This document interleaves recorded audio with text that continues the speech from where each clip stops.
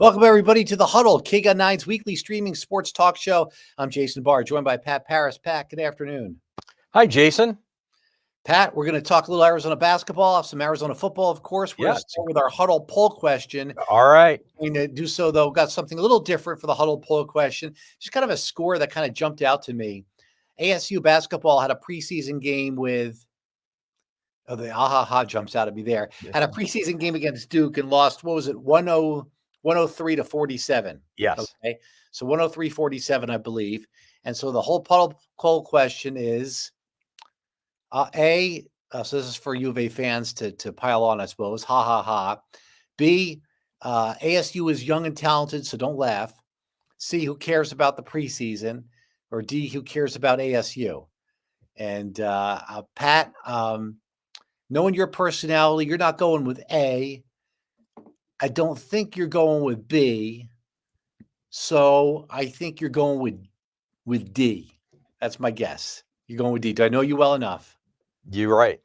There, okay. But there's a little bit of truth, as sometimes happens with your poll questions. A little bit of truth. You want to laugh at first. They are young. They have some talent. I wouldn't say they're talented. ASU. I don't know. I'm going with B. I think they're young and talented. Yeah, I don't think they're that talented, Jason. I know they have a player or two, but I don't think they're that. They have no depth. They're not talented depth-wise. They're not going to be able to hang in the Big 12 at all this year. There's a little truth. Who cares? It's preseason. It was exhibition. Why are they playing each other in an exhibition game, by the way? Because of Bobby Hurley's connection. Well, I understand that, but you know what I mean? Why not just play your first game of the year like we did last year? Arizona went to Duke last year. So, yeah, who cares about ASU?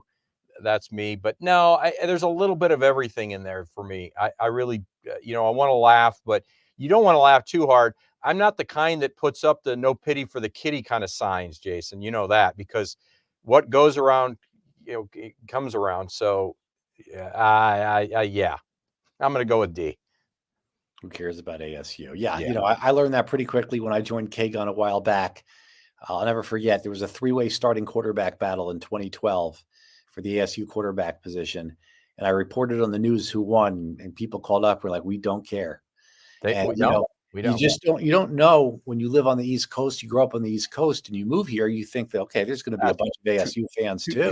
2 hours away. Yeah. I never would have guessed it was 98% U of A or higher than that here.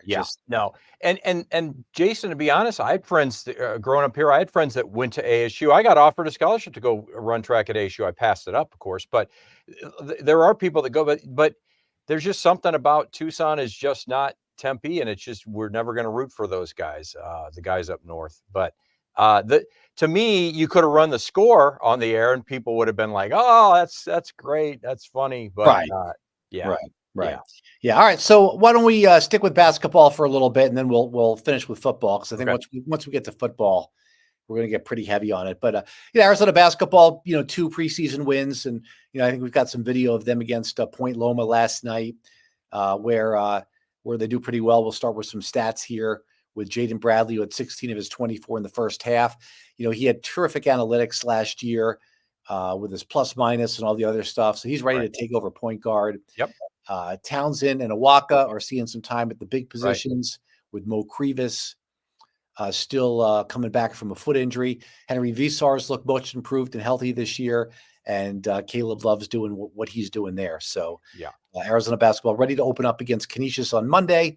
And I think, look, they're doing what they've done, Pat, the past 3 years, which is just pass the eye test early. That's it. That's your favorite saying, and I wholeheartedly agree. There's an eye test that they definitely have passed under Tommy Lloyd every single season. And you have to, and those are the combined stats. Okay, I beg your pardon. Combined. Yeah, and Trey Townsend has really been impressive. Now it's 2 Division II teams. Point Loma was a step up though last night. Right. They're not a bad. They beat CSU Northridge. Right. Yes. And so and they were only, I think they kind of let a lead slip down to just 10 at halftime, and then they came out. I think they went on a 13-0 run to start the second half. And all signs point to this team having a little depth too, Jason. I think that's what we're excited about. Mo Krivas has got to get healthy if they want to be a top 10 team. There's no question. and he's got to be ready to play when the Big 12 season starts. And I assume we're going to see him sooner than later. But right now, you have to appreciate what you're seeing when they go small, or when Henry Vesar gets in there, like we saw a few times. He's big number 13 there, the 7-footer. He has looked really good, Jace. He looks like we would have thought we would have seen him last year, but he was injured from freshman year to sophomore year, that big jump. Well, now he goes from freshman year to a medical redshirt year to now his sophomore year. He looks very good. It's tough to analyze against the competition he's faced, especially bigs at a lower level. I'll tell you, Pat, though, the number one thing I'm not going to miss from last year's team is Umar Balo's foul shooting. Oh my gosh. And as somebody who paid good money to sit in the stands and root for him to make the free throws, when your home crowd has to start applauding as he steps the line, just kind of firing up, you can do it, you can do it. That's not good. That's not good. Glad that's somebody else's problem. Indiana's problem. And yeah, exactly. What I will say though, guys like Vesar and Townsend and Awaka, it's lesser competition, but don't discount the fact that you're getting quality minutes and you're getting a lot of confidence. And I think confidence is king when it comes to players that step up to a new situation, step up to a new team that expectations are. None of these guys have played. We're talking about Townsend, Awaka, and Vesar have really been expected to do a lot on a team that's supposed to be so good, or a top 10 team. So I like the way they're responding so far. We'll see how they do as we go through the month of November now. They're all different types of players, especially up in that front court. Awaka is a guy who can move people a little different. Townsend's maybe a little bit more of a scorer. Henry Vesar is, more of the 7-footer with the European game. Krivas is going to be a guy who's going to be, a force in the middle who can block shots. They're all different players in that front court too, I've noticed. And that's what I talk about, depth, and it's quality depth. So, if you don't start, don't worry, you're going to get in there and you're going to have be able to have an impact. And it might be you kind of ride the hot hand. There might be a guy on a given night that it just matches up better against Kansas or Iowa State or Houston or whatever. And that's exciting because in the past, the downfall of this team the last few years is they get bad matchups and there's really nowhere to go. And you've talked about not having enough of a rotation, and you get 9 deep now. I think you're pretty confident with 9 deep on this rotation. Who knows? Maybe even 10. We'll see. Yeah, I think Carter Bryant and Connor Martinez might be 9-10 on the could be on the but depth. Carter Bryant, he's going to get playing time just because he's so athletic. I mean, he's just so. And that's 9 guys right now. There, right, is healthy. 8 if they're not. So yeah. All right. I'm Jason Barry's Pat Paris. We're here on the Huddle, KGUT9's weekly streaming sports talk show, and we'll get here. We'll talk about Arizona football now and the 4-game losing streak and the disappointing season. And we can sit here and I can sit here and I can pile on. Oh, the coach stinks, all that. And coming off the 31-26 loss to West Virginia. And, this coach has not had a good year. The team has not had a good year. This coach has made mistakes, Brent Brennan. One of the challenges that makes it tough is that part of the mistakes and part of the things that have gone wrong are completely out of his hands with some of the injuries and the expectations that were too great for a roster that was not what last year's roster was. He definitely has made some mistakes himself. There are some things about the team that you look at, like the being drawn off sides and all the penalties early on that make you wonder about the coaching.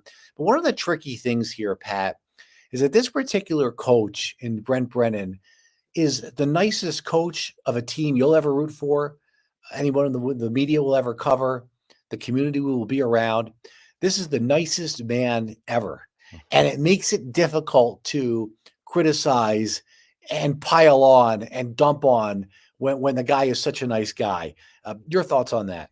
Yeah, I know where you're going with this, and I agree. He's a terrifically nice human being. I kind of gravitated towards him as a coach coming to Arizona because of this pedigree, because of the coaching tree of Dick Tomey, and I thought it would be a good fit eventually. I thought things were going to go better than they've gone this year. I didn't know about the injuries. Yes, he's made mistakes, but his staff has to share in that as well. It's not just the head coach, the coordinators, the position coaches. There have been mistakes made, but and to your point, I'll answer your question about what my thoughts about him. What I see is when you have a coach that's as likable as Brent Brennan is, and he's so nice to the media, and he seems to. The players seem to really like him, Jason. From what I understand, the players really do like him. So it to me, it means that you have to really find something and be sure about it when you really try to take aim and criticize at him. So if you've got honest criticism, criticize away. That's what we do, right? It's our team. We want them to win. If he makes a mistake and we go, that's a coaching mistake. The head coach should be on that. That's fair. The piling on, you're right. Just because things aren't going the way everybody thought they would, maybe expectations were just too high. We shouldn't have thought they were going to be that good. Whatever argument or line of thought you want to go down, that's fine. But yeah, you just have to be 100% sure that I'm not just speculating on something, that I really saw that and I believe that's a coaching deficiency or coaching mistake. What I don't like, Pat, I'll give you one overriding thing and then one small thing from this past Saturday. Big picture, I don't like that, in my view, the team hasn't looked good all year, right out of camp, right? We talk about the eye test, and I didn't even think – I know they beat New Mexico 61-39, okay? But to me, that was two guys playing pitch and catch, almost like what you saw at the end of the game against West Virginia here. I don't think – they definitely didn't look good the next week at NAU. They have a one win against a true freshman backup quarterback, yes. But to me, they just haven't looked good all year. That's the big picture that I have a problem with. And then there's a number of small things, whether it's his obsession with the reporting of injuries, the comments that he made about how there's better left to the marketing guys. You got to market the team too, okay? And then just even down 31-13 because the offense is so bad and boring. And then finally it takes Fafita and T-Mac to play backyard football, pitch and catch to bring them back for a couple touchdowns. I'd almost like say, hey, listen, go for it, man. Do you just call the plays and do it? I almost feel like they'd do a better job than the coaching staff. Well, I don't think there's any question. Getting yards. Yeah. And my thought as the little comeback was starting, Jason, and that the first of those three consecutive touchdowns was, there's the offense we saw last year. You can say what you want about Jed Fish and his offensive mind and all that, but that's the plays we saw them make last year. There was a lot of off schedule plays made by Noah Fafita. That's how they won the Alamo Bowl. That's how they won a lot of games last year. That's how they almost came back and won to get the West Virginia game. And I almost wonder if the the coaching staff comes in and says, okay, what offense are you guys running? All right, let's try to adapt our offense to that offense. And here's the offense we're going to run. Now do this and run it this way. And all of a sudden you got Noah Fafita probably thinking too much instead of just reacting. He's way better at just reacting. And his reads are better when he just decides, well, that's not going to work. I'm going to go ahead and roll out here and that. And sometimes it works, sometimes it doesn't, but more times than not, it works. And that's why Noah Fafita's stats looked much better in this game in the loss. But certainly it was after, being down so much in the third quarter that we finally saw that open up. Back to what your original line of thought was about, blame and all. I still get back to, Jason, I used to be under the always followed this internal rule. And that was, I'm never going to go after individual players for mistakes in college football or high school football. I just don't think it's right. You can, yes, when a guy gets to be a star and he makes a mistake, you go after him. You point out mistakes, but you don't get too critical of guys because these are college athletes. They're trying their best. They're not professionals. But that's out the window now with these college guys. These guys are professionals getting paid a lot of money, Jason. And I think that, you can blame Brent Brennan, you can blame coaches on the staff, but when it comes down to it, those jumping off sides, that's on that player. You can't have a false start. You can't jump off sides on defense. You're right over the ball. Don't jump off sides. When you're not making catches, when you're not blocking guys and you're getting paid, tens of thousands of dollars on an NIL, or in the case of a Noah Fafita or T-Mac, probably $1 million, whatever they're getting paid, make some plays and you can get criticized because you're not making the plays. So I'll criticize the coach when I see it, but I'm going to criticize these players too, because they're no longer amateurs, Jason. They're making good money, money that in a roundabout way, some of us contribute to with our, different events that we go to or sponsor at the U of A. And they've got to play like professionals instead of playing like amateurs, because they're getting paid. It'll be interesting to see, and this will be a conversation for after the season of what they do with the offensive coordinator position. No matter how good or bad they did this year or do this year, I don't expect Dino Babers to be here more than a year. I think he can get a head coaching job next year at a mid-level program based on his experience at a Power 4 program and based on how clean a program he ran and how many kids he graduated, and that he did get to, a few bowl games. So I think that Dino Babers is going to get a head coaching job. I think he's got a good chance to at the end of the year, whether they did well this year or not. And then the question is, okay, so Matt Adkins right now is the kind of the de facto offensive coordinator because he's taken over the play calling. Do they bring in somebody to put in an offense that this team doesn't have right now, or is he elevated to full-time offensive coordinator? We'll get to this at the end of the season, but I think that's going to be one of the bigger questions going into the offseason. Yeah, I think you're right. I think that has to be looked at. You have to look at everything when things are disappointing like they are at 3-5 and just one win in the Big 12 so far. But they've played 6 Big 12 teams and have one win. Yes, with the true freshman backup quarterback. Right, and one of them doesn't even count. And by the way, Utah, it doesn't matter if Cam Rising's playing or not. They're just not a good football team. They're not, and Cam Rising isn't that good. Everybody overblows that guy. I've just not been impressed. The last 2 years, he's been hurt more than he's played. You got to, Charles Barkley said this: the best ability for a player is availability. That's it. Best ability for a player is availability. 50% of life is showing up, right? That's it. All right, so they go to Central Florida this week. You think Arizona's got issues? Central Florida's lost 5 in a row, and Gus Malzahn fired the defensive coordinator this past week. So who knows? Maybe they come out and have some spirited defensive effort, and catch Arizona off guard. They've got the home game, but this winning streak this losing streak can start to spiral. It can. And now there are things to build on. What we haven't seen the last few weeks is what can we really build off of if you're the Wildcats. What you're saying, what can we build off? There was some things to build off defensively as well. They made some plays. They just didn't make enough plays defensively, and offensively they made some plays once they got down. And they've got to, as Noah Fafita said, we got to start out faster. We can't just play the way we played for 2.5 quarters and then all of a sudden try to turn it on when you're that far down. By the way, Jason, you got to be excited about this game at Central Florida coming up Saturday. You were telling me it's the space game. Arizona is going to play.